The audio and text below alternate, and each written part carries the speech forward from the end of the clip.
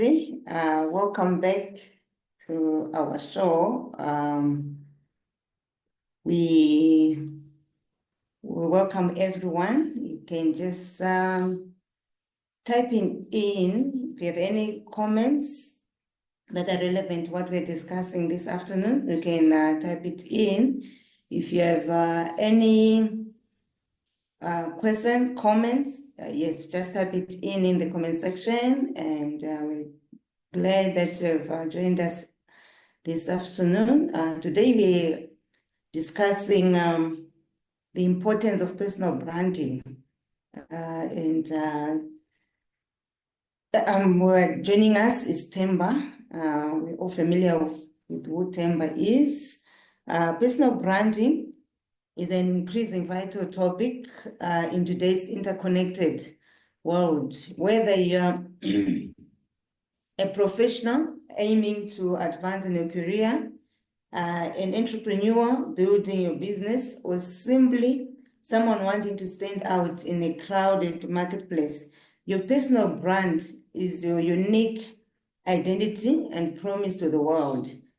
Today we will explore what personal branding truly means, why it's crucial in achieving both personal and professional branding,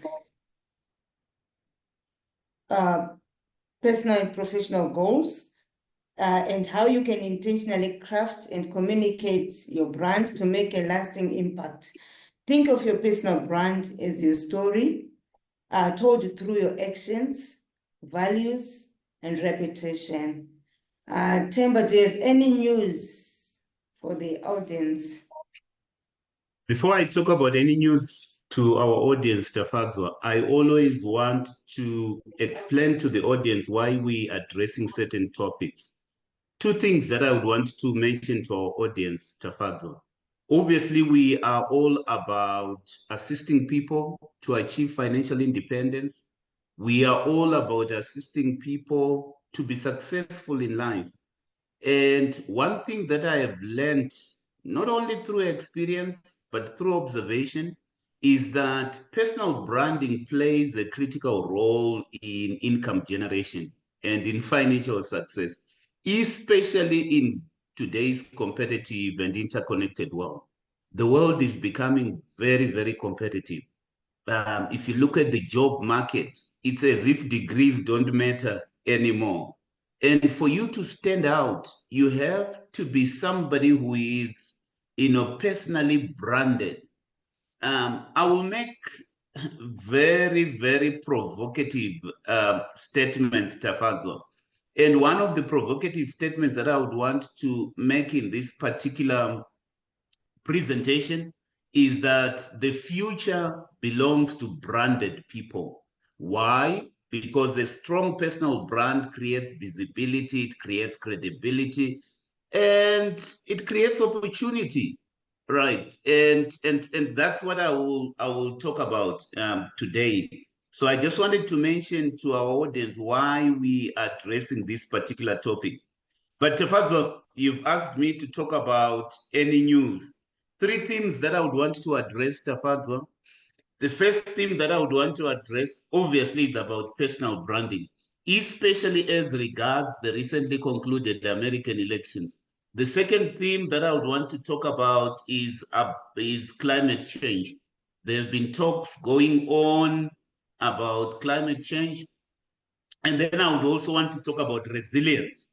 I've just come from Ethiopia where I was giving a talk to bankers there about resilience. And it seems many people are talking about resilience wherever I go. Let's just start with the American elections.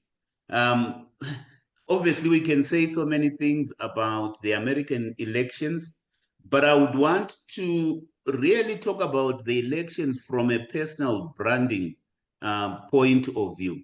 I followed the American election, as many of you might have, and I was particularly interested in how the two candidates branded themselves.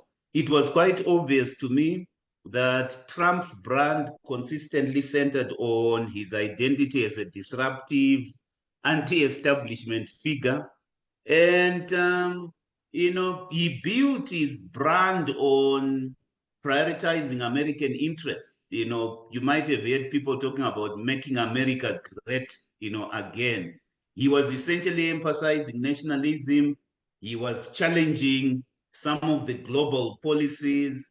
And he actually branded himself as a successful business person, an outsider in politics. That was quite central to his brand. And I think after all had been said, many people in America went with the candidate who would solve the economic problems that they experienced during the Biden era. On the other hand, as the first probably Black and Southern Asian woman vice president, Kamala's brand was focused on inclusivity, being progressive and being competent. But there is one thing that I noticed, Tafazo. Many people, obviously, Trump is a controversial figure, but I sensed that the Americans knew what they were getting, from Trump. Many people knew who Trump was. Kamala was somebody who was being pushed onto the public by elite figures. So people supported your Barack Obama's and many prominent Democrats. But it seemed to me that the public never knew who the real Kamala was. And, there might also have been a problem in terms of messaging and having clarity in terms of exactly what she brought to the table. And so, my own view, and we can debate about this, is that at the end of the day, the one person Trump triumphed essentially because he was branded. He might have had his weaknesses, but he was a branded person. People knew what they were getting from Trump. Whereas from the other side, I don't think it had to do with the fact that she was a woman candidate or a Black candidate. I think in this day and age, whether you're a politician or you're a business person, branding does matter. We also saw Trump being supported by branded characters such as Elon Musk.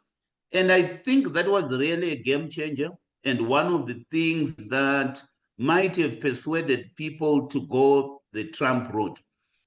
If I was part of the leadership of the Democrats, instead of pushing Kamala as a candidate, probably they should have brought somebody who was branded, equally branded.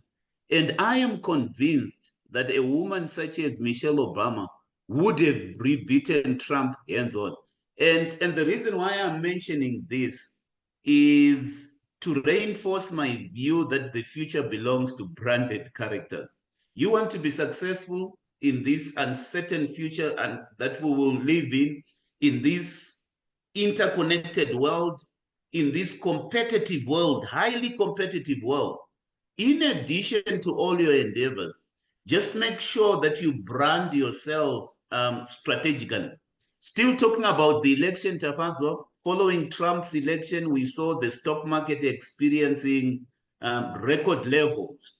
Why? Because Trump is promising tax cuts, he's promising deregulation, he's promising increased government spending. So even Bitcoin is reaching record levels, under Trump, because some of his policies obviously, hopefully, will promote,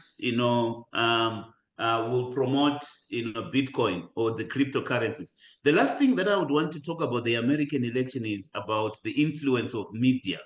I think one of the things that was quite clear to me is that there is ongoing public distrust in mainstream media. I saw a number of polls done by mainstream media, such as CNN, obviously seeming to suggest that Kamala would win the election. And, the distrust within the American public was evident in skepticism towards, polls and all the fact-checking efforts that were going on. And I could see, Trump's base dismissing everything that mainstream media was doing as fake news. And related to that, it was quite clear that social media is becoming a tool for circumventing mainstream, media. I cannot tell you, Tafazo, how many times even Trump would go to some of these podcasters who've got significant followings and would actually answer questions there, targeting certain people who follow these influential podcasters. So I hope from what I'm describing, you're beginning to get a sense of what the future is looking like. Even when it comes to branding, there is alternative media such as social media. And we need to leverage social media as an effective branding tool if you are to be effectively branded. Remember what I said? The future belongs to branded people. And let me make a bold, prediction as well, Tafazo. The first trillionaire in this world will be an effectively branded person. It's not necessarily your hardworking person out there who is not known. It's somebody who is branded. And we will talk about what personal branding is, but it's something that we would need to think about. Tafazo, in the past week, COP29 was happening. These COP talks, a series of climate talks that take place, every, let's just say periodically. So there were climate talks taking place in Baku. And I think two things that caught my attention there. International carbon market standards have finally been sort of finalized, and that will unlock substantial climate finance because of these carbon credit programs. There have been calls for increased climate funding. I saw China and some developing nations demanding over 1.3 trillion annually from developed nations to address climate change. So I think in the future, we're going to see substantial inflows of climate finance. The reason why I'm talking about this is that it's very important as entrepreneurs to know where the world is going. I've emphasized social media, I've emphasized branding, but also the world is going green, whether you believe it or you don't believe it.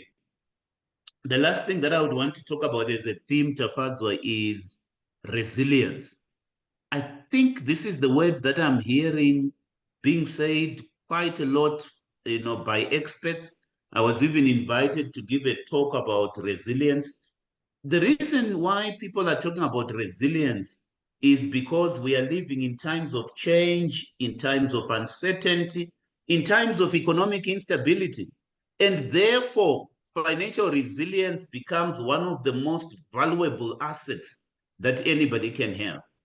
So if you want to be successful from a personal finance point of view, it's not necessarily about how well you can budget, how well you can save. And those things are very important as habits. But also you need to develop the ability to withstand financial storms, the ability to adapt to new circumstances, and the ability to feel secure about the future. And therefore, developing a financial resilience mindset becomes very, very important. In the past week, one of the largest insurance companies here in South Africa released their findings of what they call the Sanlam Financial Confidence Index. And from what they were saying, financial resilience is one of the key components in defining financial confidence. So in those findings that they presented, they spoke about some of the things that we can do from a personal finance point of view to cultivate resilience. Some of the things are obvious. We've been talking about it on this show. So number one, they say diversify your financial portfolio. So they say one of the primary strategies to build resilience is a diversified financial portfolio. So, don't put all your eggs in one basket. As you invest, make sure that you invest across asset classes, because that will help you to mitigate risks and to stabilize your finances during market downturns. Tafadzwa, one of the things that I say to Ethiopian bankers is that the world always limps from one financial crisis to another. And, and those crises can be triggered by any one thing that we might not have envisaged. For example, geopolitical conflict could trigger significant market downturns. For example, a default by any of the sovereigns in terms of the debt that they've issued could actually trigger a financial crisis. And so at a personal finance level, make sure you diversify your financial portfolio. That's one of the things that they are talking about. They're also talking about developing a flexible financial plan. So you mustn't have a rigid financial plan. Your financial plan should cater for adjustments. On this show, we encourage people to have a 5-year financial independence, plan. But that 5-year financial independence plan that you craft, and we had a show where we were explaining to people how to craft that financial plan, it should cater and create room for anything that happens outside of what you might have, envisaged. Because we are living in a world that is very, very uncertain. The other thing that they are saying, this we've been saying time and time again, Tafadzwa, build and maintain an emergency fund. You cannot operate in uncertain times without financial buffers. And common wisdom that we've also consistently spoken about on this show is that you must have an emergency fund with 3 to 6 months worth of your salary, just set aside to cover for any unforeseen expenses, because emotionally that will give you peace of mind, knowing that you are prepared for any unexpected disruptions. The other thing that they're saying is you must establish multiple income streams. You can't rely on one source of income, because that is very risky in today's rapidly changing economy. If you look at how the economy changed after Trump was elected, that actually tells you that things can change quite rapidly. Now we saw stock market reaching record levels, but the opposite can actually happen, right? For example, Tafadzwa, in our last show, we were talking about gold having reached record levels. The trend reversed when Trump was elected, and we saw a plunge in gold prices. And that has been interesting to me. What it means is that if you are to be resilient in your finances, you need to establish multiple income streams, which is very important. Whether those income streams come from side hustles, freelance work, investments, it doesn't matter. You need diverse income sources, which will allow you to maintain some form of stability in case your primary source of income faces disruption. That's very important. Sanlam also speaks about regularly assessing your insurance coverage. They also talk about managing your debt wisely, because debt can be a double-edged sword. So while this debt can enable growth, you need to prioritize paying down high interest debt. And here we're talking about unsecured lending. Here is my advice to everyone who is listening to us. These uncertain times are not times to be borrowing from machonistas. I know, and I have to be sensitive to the fact that there are people who might be relying on pawn shops and machonistas. This is not the time to do that. They also speak about, Sanlam also speaks about cultivating a resilient financial mindset, cultivating habits that promote stability, such as setting financial goals, learning to delay gratification. These are some things that we've been talking about. And what I find interesting, Tafadzwa, is that if you are to cultivate a resilient financial mindset, you need to stay informed about economic trends, about personal finance trends, and about investment strategies as part of building that resilience, which is why we talk about events as they happen. It's part of cultivating that resilient mindset. Sandler makes the argument that when you approach your finances with a resilient mindset, you are then less likely to make impulsive decisions that could jeopardize your financial well-being, so that you're always focused on your long-term goals. So I've just found that very, very interesting, Tafazo. I could go on, but let me stop there.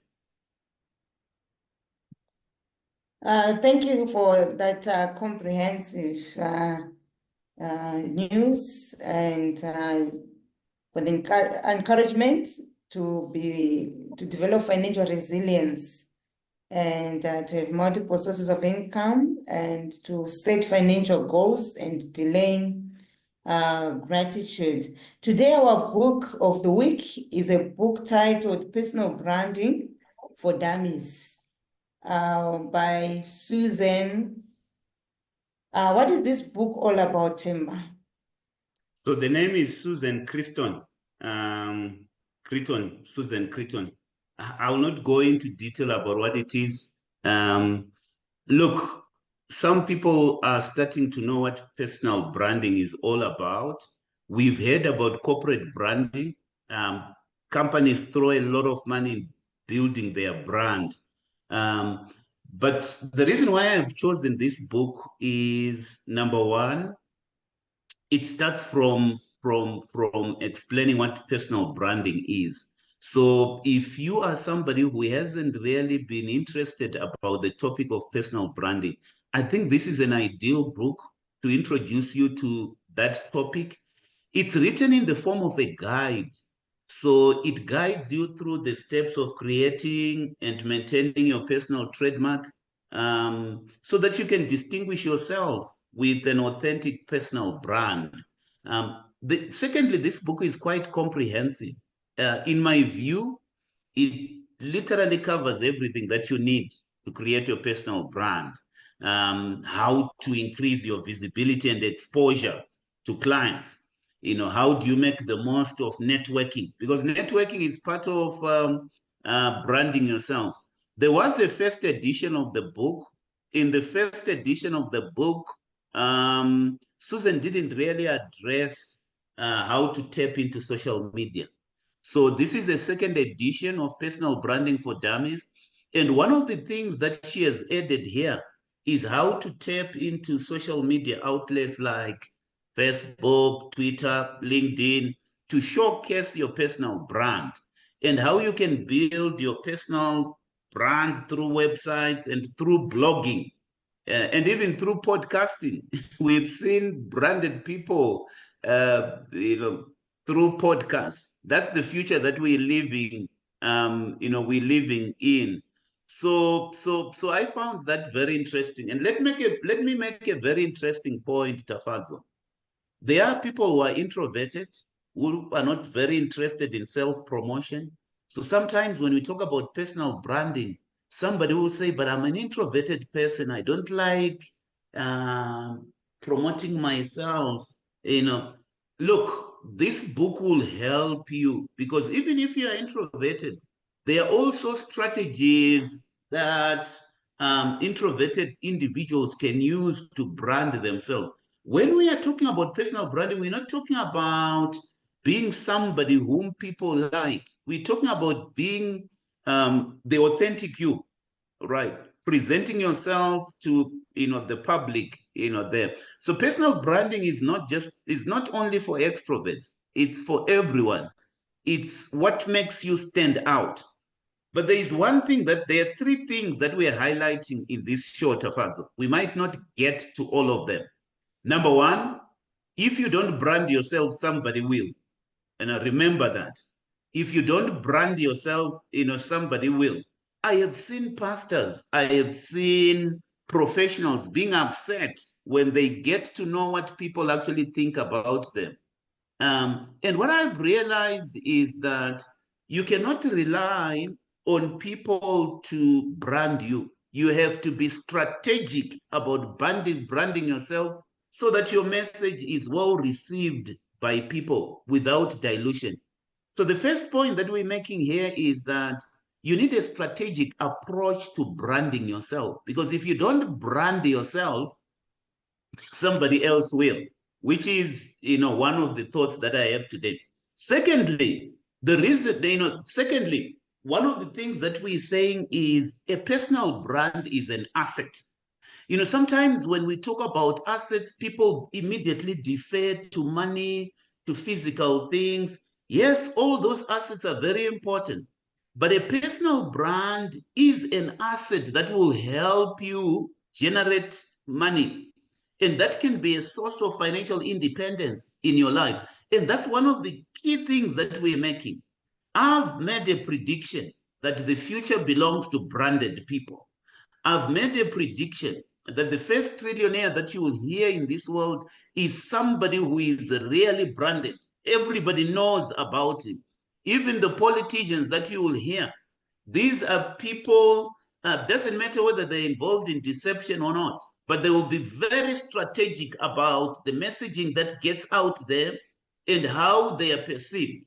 And so if you believe that you've got a purpose that you have to deliver and manifest here on earth, you might as well use personal branding as a tool to be able to, to do everything that you need to do. The third point that we're highlighting in this presentation is that social media is an opportunity for social branding. And this book will help you to be able to do that. So you will learn things such as, how you can cultivate your brand, as far as career progression is concerned, how you can evaluate your own brand, how you can evolve your brand over time, because you need to evolve your brand over time. It's a fast changing world that we are living in. So my thought for the day is, a quote from Chris Ducker. I've also seen this quote being attributed to Jeff Bezos. So I don't know whether it was Chris Ducker or Jeff Bezos who actually said this. It doesn't matter. It's what was said. So the quote goes something like this: your personal brand is what people say about you when you are not in the room. You'll be so surprised. What you think people will say when you are in the room is different from what they will say when you are not there. People that are effectively branded, will have people say the same things when they're not in the room and compared to what they will say when they're in the room.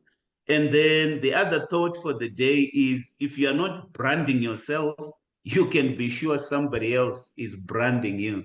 So those are my thoughts for the day. Let's move on to Fatu. Thank you for that clarity. I've got a question from what you were just saying. How is personal branding different from reputation? I've heard people saying your reputation is what people say when you're not there. Yeah.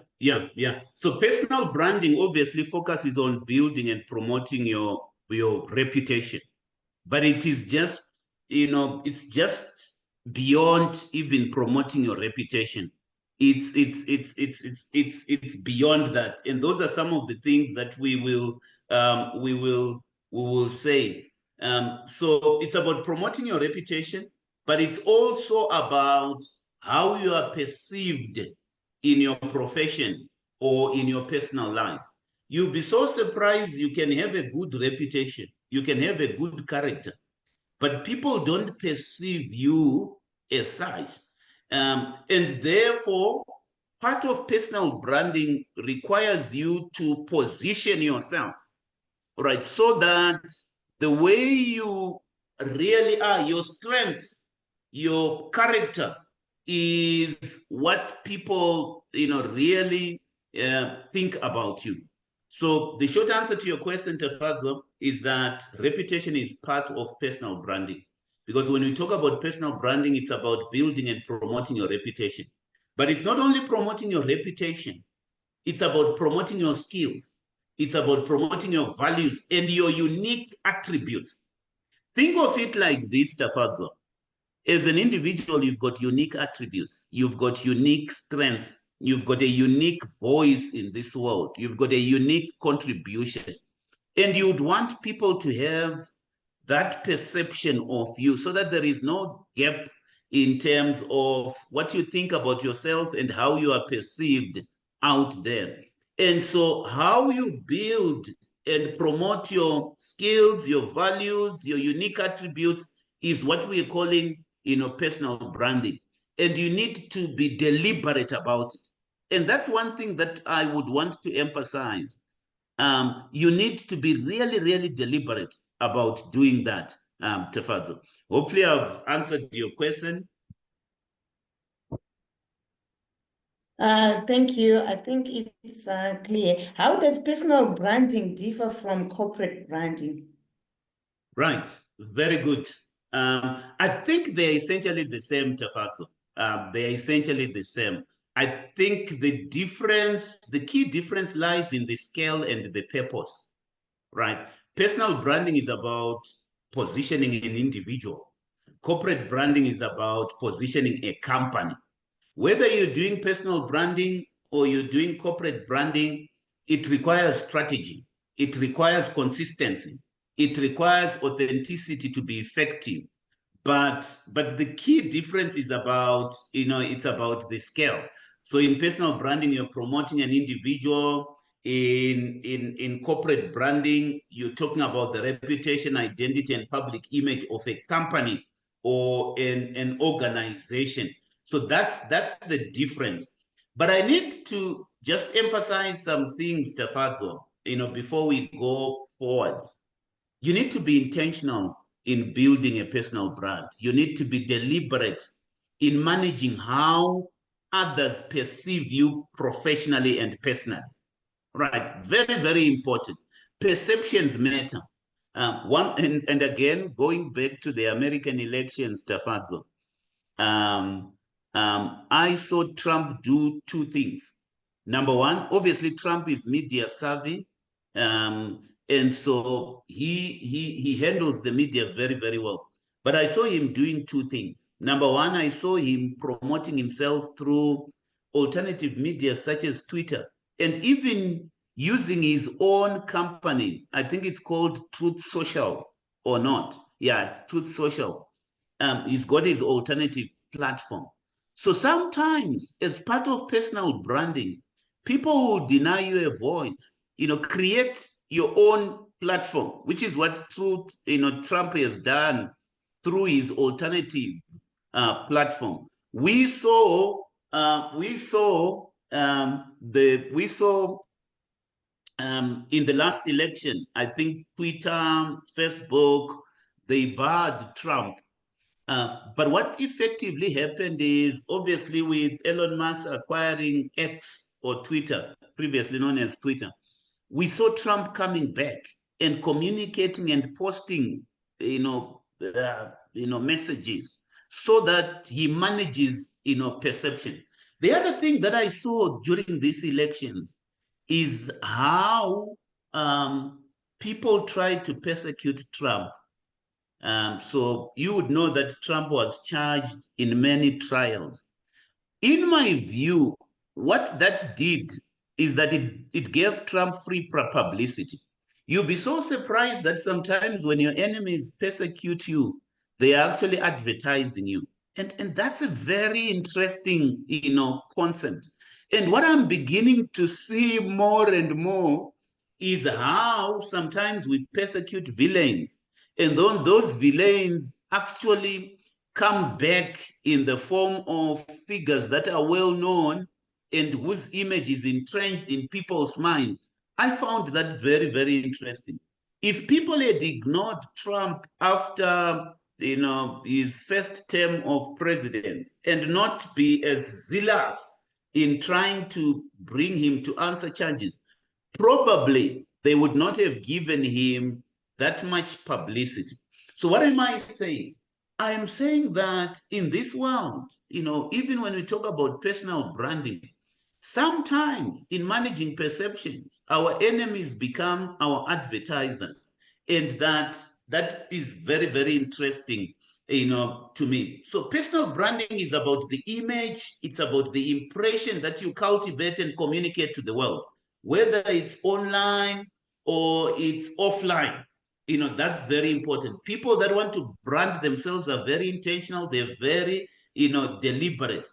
When we talk about a personal brand, we're talking about your identity, right? So there are three building blocks of personal branding that you would need to address. Your identity, right? When we talk about identity, we're talking about your unique qualities, your expertise, and your values, right?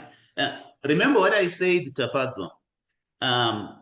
In my view, and that's a personal opinion, Kamala should have been effective in getting people to know her, right? Even through interviews, instead of just relying on prepared speeches. Many people kept on asking the question, who is the real Kamala, right? Apart from what people are trying to present to us. So a key element of personal branding is identity. Right. That's why somebody who is being deliberate about building a personal brand will introspect and try to say, what are my strengths? Right. So that you have clarity on your identity. The second element of personal branding is perceptions. In other words, how others view your credibility, your professionalism, and your reliability. The other one is communication. That's the third element. The way you share your story, such as through social media, through networking, through public speaking. It's very important because when you are deliberate in addressing those, you can then differentiate yourself in a competitive market. The reality is that competition is fierce, and therefore a strong personal brand helps you to stand out from others who've got similar skills, who've got similar qualifications, and if we're talking about the religious world, we've got similar anointing, right? So that you begin to build trust and credibility, right? And a personal brand also allows you to control your narrative, right? In other words, shaping how you are perceived, ensuring that the image that you have aligns with your goals and aspirations rather than leaving it to chance. So controlling your own narrative is part of personal branding. I gave you an example of Trump, how he went on to create his own alternative medium so that he can control the narrative. Because as you go on a journey of branding yourself, somebody will try to control your narrative. Somebody will try to tell your story. And therefore, through deliberate and intentional efforts of branding yourself, you can then shape how people perceive you. That's very, very important. I cannot tell you how many people I've encountered who, as a last resort, start getting frustrated about how they are perceived out there and the rumors that are going on about their being. You need to control the narrative. Personal branding allows you to adapt to the digital era, right? So your digital presence in this day and age serves as your first impression, right? So therefore, you need a very coherent personal brand online, which ensures that you are conveying the right message, to whichever audience you are targeting, there. So that's all I can say about personal branding, Tafadzo. Thank you very much. I was just thinking, I was at a conference and someone was sharing that if you sell to one person, always bear in mind that you're selling to a network, because if they are happy, they say good things to their network. If they're unhappy, they also share it with their network. Mind that if you're selling, you're not selling to one person, you're selling to a network. And I think it explains what we we're just talking about personal branding, because your brand, as much as it's how people perceive you, it's also how they communicate it to the people whom they are connected with. And that's how also your brand grows or dies. Because if someone is unhappy and if they convince their network, no matter how good you think you are, or how much you communicate positively about a personal brand, it now depends on who they believe. If they believe their network, then you've lost a whole network. What are the first steps someone should take when starting to build their personal brand? It begins with clarity, Tafat. It begins with clarity. It begins with authenticity and consistent action. So if I were to break it down for you, I would say if you embark on a journey of building a personal brand, number one, start with a self-assessment where you obtain clarity. When I talk about a self-assessment, I'm talking about identifying your strengths, your skill, the things that set you apart professionally.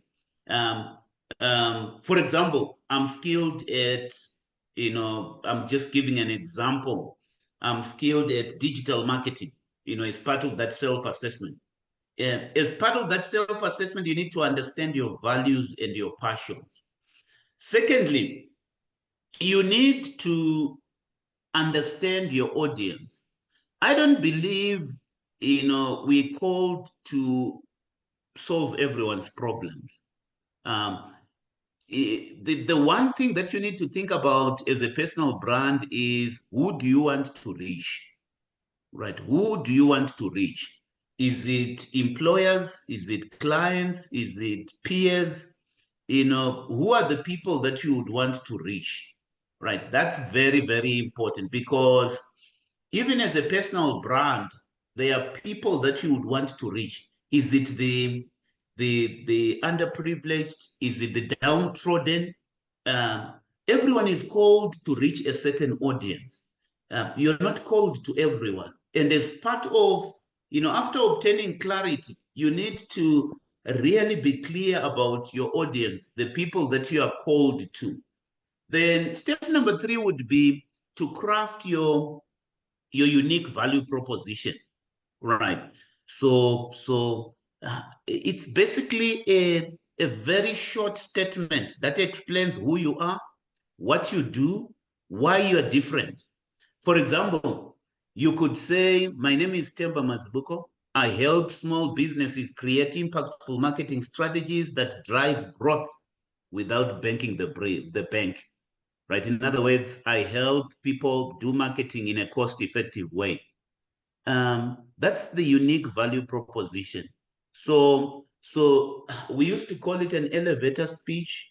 If you're given a few minutes to talk to people about who you are and what you do, and you're in an elevator, what is the simple, concise statement that you would say to somebody so that they know who really you are? Doesn't matter whether you're in the religious world. My name is Themba Mazibuko. This is my unique value proposition. Then, as part of personal branding, build an online presence. Your online presence is basically your digital real estate. So that's very, very important. And even when you secure domain names, let it be consistent with the brand. And even when you go on to different platforms, create a consistent profile across all the platform. Some people would go and create an informal image on Facebook, and then a formal image on LinkedIn. I like people who are consistent throughout, right? So they will show their naked self on Facebook, and then they will show themselves dressed in a suit on LinkedIn. That's not being consistent. So you'd want to be consistent across platform. So use the same profile name, the same bio, the same tagline, on all platforms. Why? For easy recognition. Brands should be easily recognizable, which is very important. And showcase your uniqueness, showcase your expertise. So building an online presence is a critical part of personal branding. Then network and build relationships. Very important. Join community groups, networking events, participate in online discussions with peers, with thought leaders. Very, very important, because that's how you introduce yourself to the establishment. Seek mentorship, support others, share other people's content, provide feedback on their content. I think you need to introduce yourself to a community. The other thing that you need to do is, especially if you are online and say you decide to start a blog, right? Develop a content strategy. What are the topics that you focus on? What are the platforms? How do you commit to consistency? Tafadzo, I follow what happens in America quite a lot, and it was quite interesting to me. I think now Trump is picking up his cabinet, right? And these are the people that will run key portfolios in Trump's cabinet.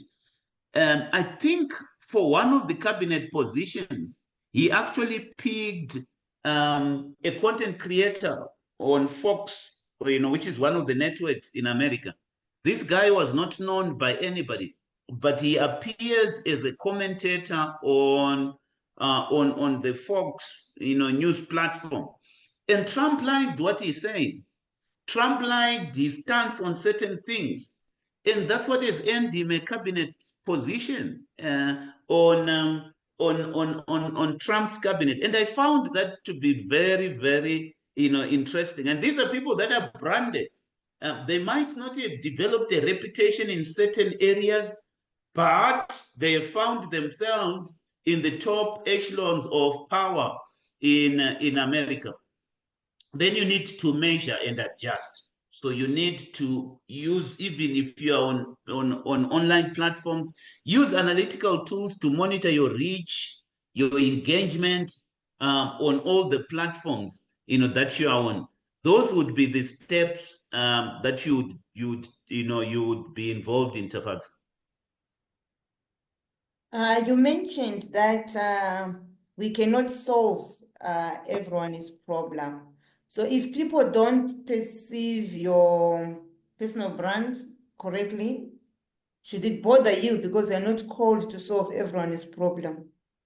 No, you're not. So let me use the biblical example, Tafatu. Think of Paul. Paul would, in his writing, say, I'm called to the Gentiles. He wasn't called to the Jews. He was an apostle called specifically to the Gentiles. When Jesus came, he was very clear, I'm called to the house of Israel. And therefore, there were people who were supposed to go to Judea, Samaria, and to the ends of the earth. And what that tells us is that there are people that you are supposed to reach. And even among the apostles, some apostles made headway in places such as Samaria. So I'm using that as an example of us. There are people who are called to make an impact among impoverished communities. And that's your audience. That's where you build your brand. There are people who are called to make an impact, among rich communities, So, your question was, should we worry if our brand is not perceived well in certain communities? I don't think that should be a worry to us, especially if the people that are not perceiving us well are outside our target audience. That should not, really worry, us. What we would want to do is make the most of the impact to the people that we called. So what should one do if you said if they are outside your reach, then you mustn't worry. What if it's someone within your reach or within your target? How can So there will always be haters, Stefazo. There will always be people who will dislike you. Remember what I said, some of the people who do not correctly perceive you and who hate you they are going to advertise you, and you make very little headway. I go back to the American election because it's the recent news. You know, when the polls were coming out, I used to say to people, because I've been to America and I experienced this, I used to say to people, most of Trump's followers are not on Twitter. They don't listen to CNN. And therefore, it's very difficult to actually poll them. And one of the things that Trump was very good at doing was to understand the audience that he was trying to reach and to actually reach them. So if you analyze what happened there, most of the people that he tried to reach to actually turned out in huge numbers. That's why you hear people talking about the American election and they will refer to you, they will talk about the Trump base, and they are defined as a cult. Those are the people that delivered the election, to him. So here is my view. Define your target audience. Decide to make an impact strategically to that audience, and manage how your audience perceive you. The people who are not part of your audience, they might not perceive you very well, but sometimes they give you free publicity, because that's what happens. If they are not understanding you, sometimes you just have to keep quiet and not worry about them. Worry about your target audience.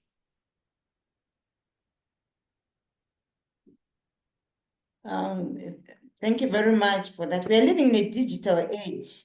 What role does social media play in personal branding, and how do you manage it effectively? So media is a powerful tool for personal branding, Tafansi, because it allows you to showcase your expertise and to connect with a global audience. And to that effect, I think we're living in very exciting times, because you've got the opportunity to build your reputation almost in real time.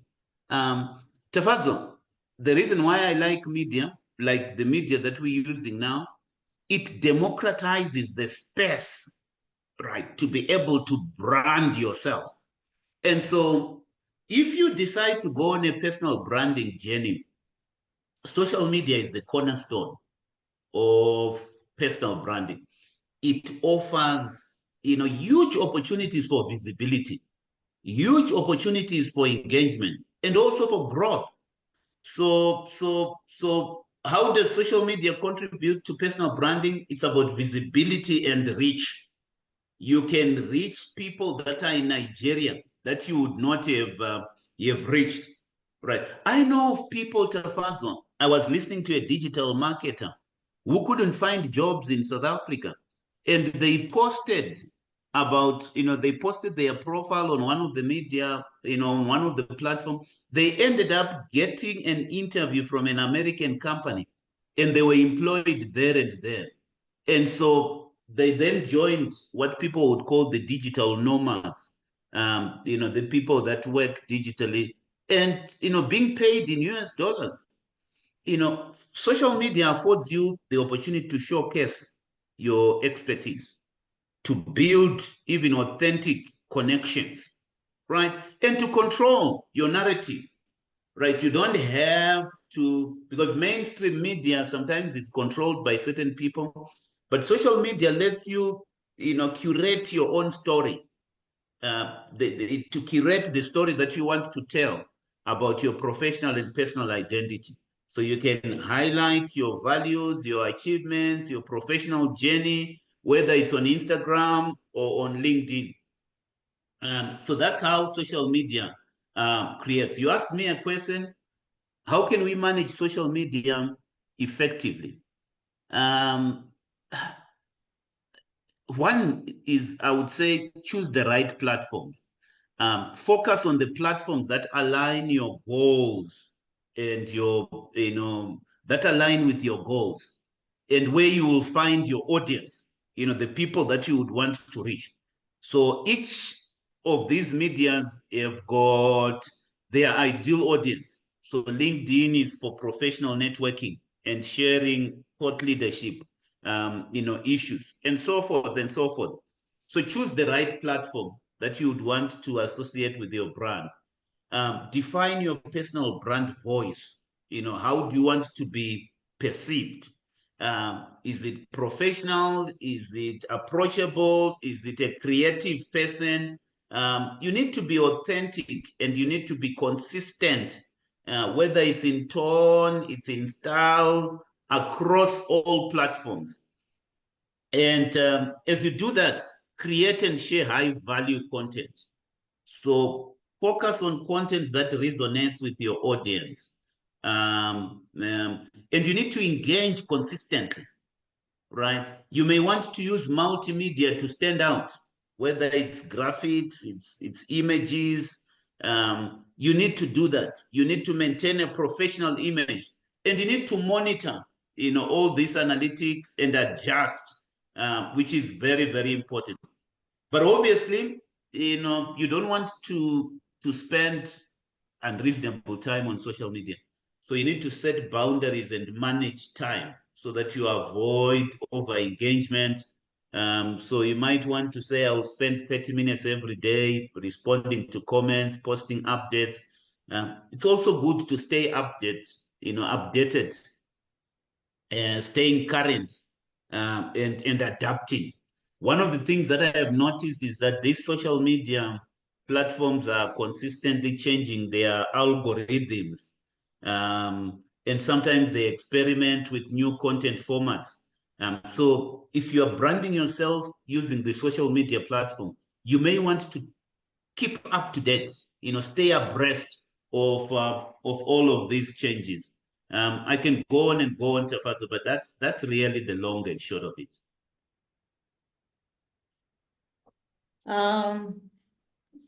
I hear you. I know many people, sometimes with this social media era, you think everyone is on social media, but there are people who actually don't have Facebook, LinkedIn, or any of these social media.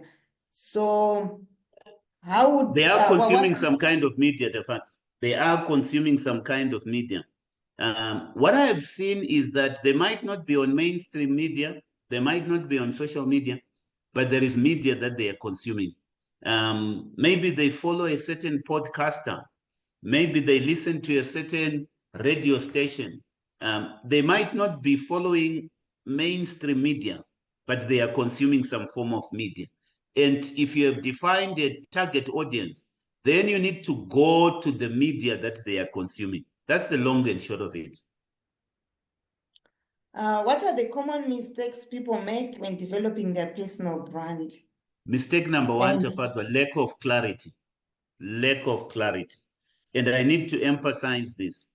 If you are to brand yourself, try to define your unique value proposition or your niche, the people that you're trying to appeal to.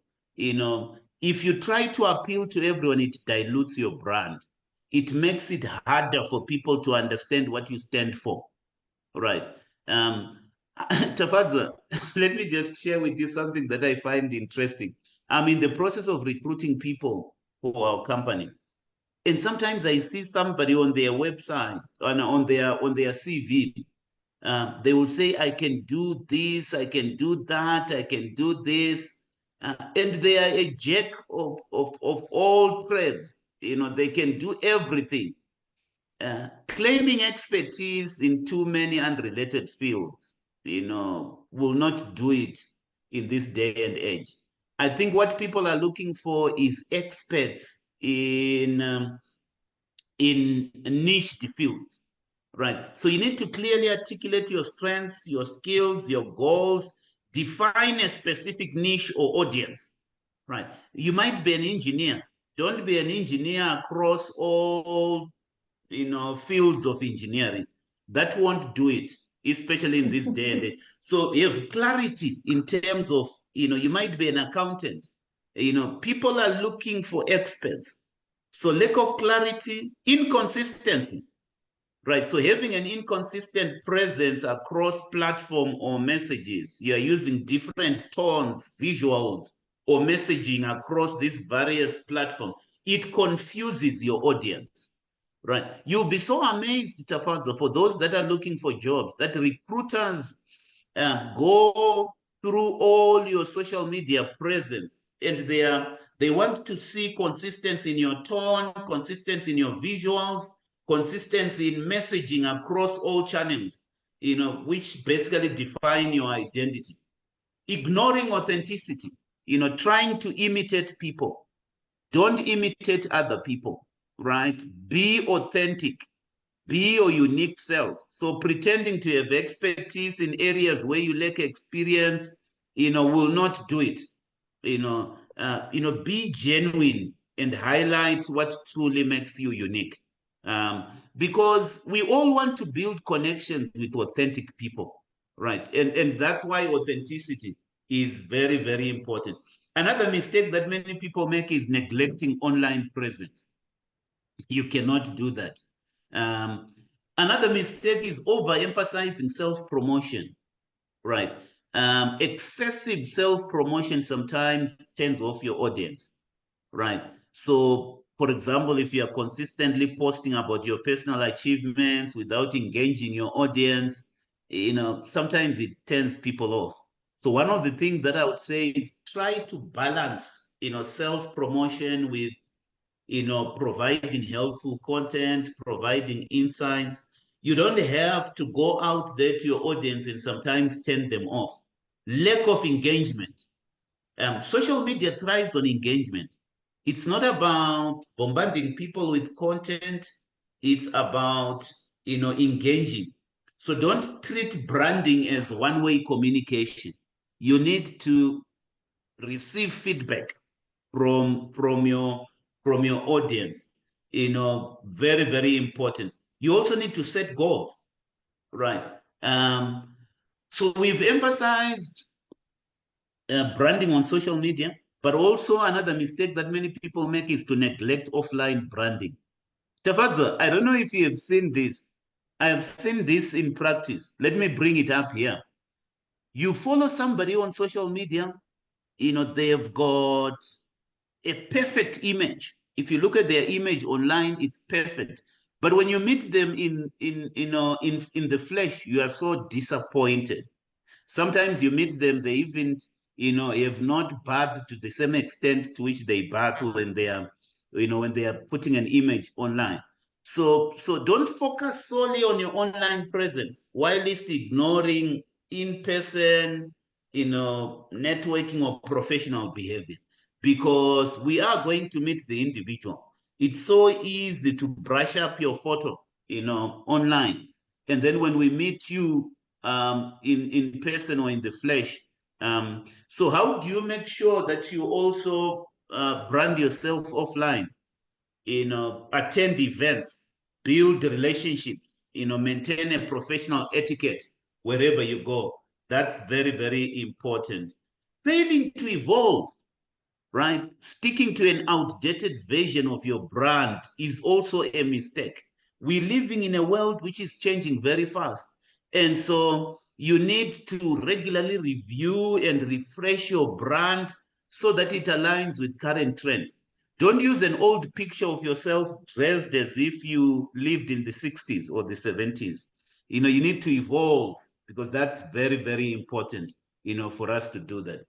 Those are the mistakes that many people make, Tefaz. Thank you very much. As you share your concluding remarks, can you also share an example of how personal branding has positively impacted your career or someone you've worked with? Then you also share with us how people can connect with you. Tefaz, I've just come from Ethiopia. I was talking to them about financial resilience. I can almost tell you now, there are many people in South Africa and even on Africa who are qualified to speak about financial resilience. But one of the reasons why they picked me is because I've been deliberate about branding myself on LinkedIn, and it has afforded me the opportunity to speak to a global audience. Something that I never imagined, I would do. And sometimes I see people that fail to break on the global stage. You need to emphasize the results. Even when you market yourself, it's not so much about what you have learned, what the experiences that you've had. What I see more and more, especially whether it's people recruiting or people trying to find business partners, they want to deal with people who've got results. So even when you build your profile online, emphasize the results. Emphasize how your content has helped people to solve their problems. And when you get there, deliver. Right. I also come across people that get frustrated in their career. Maybe things are not moving as well as they would. I was telling you a story, Tafadzwa. Briefly, I told the story about this digital marketer. She was frustrated, graduated from one of the universities in South Africa with a marketing degree, tried to get all sorts of jobs, couldn't get a job, and then went online because she had particular expertise in digital marketing. She marketed herself and showcased her results because trust me, Tafadzo, when it comes to a global audience, those people don't care about your qualifications. They care about the skills that you have, which bring results to them. And so if you can just brand yourself in a way that speaks to a particular audience and the results that you can deliver when you actually interact with them, I think you will have a breakthrough. And those would be my concluding words, Tafazo. We're living in a fast-changing world. We're living in an interconnected world. We're living in an uncertain world and a fiercely competitive world. And therefore, we need to stand out. Whether you're a politician, you are somebody looking for a job, you are an entrepreneur trying to sell products, you need to stand out. You need to be visible. And therefore, whether it's offline or online, you need to effectively brand yourself. Those would be my concluding words, Stefan. Thank you very much for the insightful conversation. And I'm sure our audience and those who are following us found it helpful as much as I have done. To those who may want to connect with Themba, you can connect with him on his LinkedIn page, Themba Mazibuko. Or alternatively, if you write to us on Tafadzwa Mazibuko speaks.co.za, we will communicate. And our Dreamers Daily Planner for 2025 is now available. You can contact us on WhatsApp, or you can contact us via our website, www.tafadzwamazibukospeaks.co.za. We really appreciate those we have bought the planner to date. We appreciate your support. Let's continue dreaming. Your dream is worth fighting for. Have a great weekend ahead, and let's grow together.